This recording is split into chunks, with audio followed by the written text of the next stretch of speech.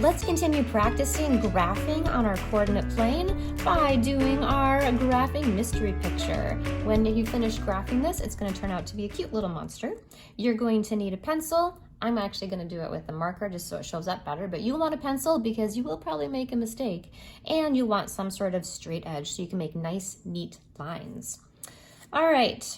Let's see, there's different sections as you see. Each of these sections will create one part of your monster, and you're gonna start seeing that they're gonna start combining in just really weird ways, but at the end of it, it'll all come together. So let's go ahead, I'll do the first two sections with you. Let's see, our first little section, which I did here, is all actually going to be in quadrant 1 because they're all positives, positives. So I'm going to go ahead and start graphing. My first point I'm going to graph is 3, 6. So again, remember you always start over left or right, followed by up or down. So I'm going to go over to the 3 here and then up 6. And then there it is, and I'm going to make a nice point. Okay, and I'm going to cross off this one so that I know that I have graphed it just to keep myself in order because there's a lot of points. Second point is 4. Go over 4 and up to 10. Yep, that's 11. Here's 10. And the higher the numbers are, the easier it is to miscount just by accident. And then I'm going to connect these two lines with my straight edge. And cross it out. My next point is 5, 8. Over 5, up 8, right there. Connect it with a straight edge. Cross it off. You can see how this goes. Over 7, up 10. There's another 10. Connect it with the straight edge. Cross it off. Over 7, up 7. Connect it with the straight edge. There we go, cross it off.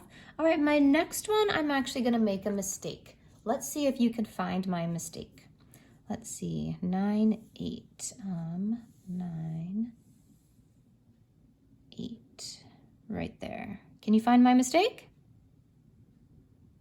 Haha, 9, 8 is probably the easiest mistake I made. Instead of going over to the right 9 and then up 8, I went up 9 and then over 8. It'll put me at a slightly different location. That is the #1 mistake that people make. So let's do it the right way. To the right 9 and up 8. It's right there.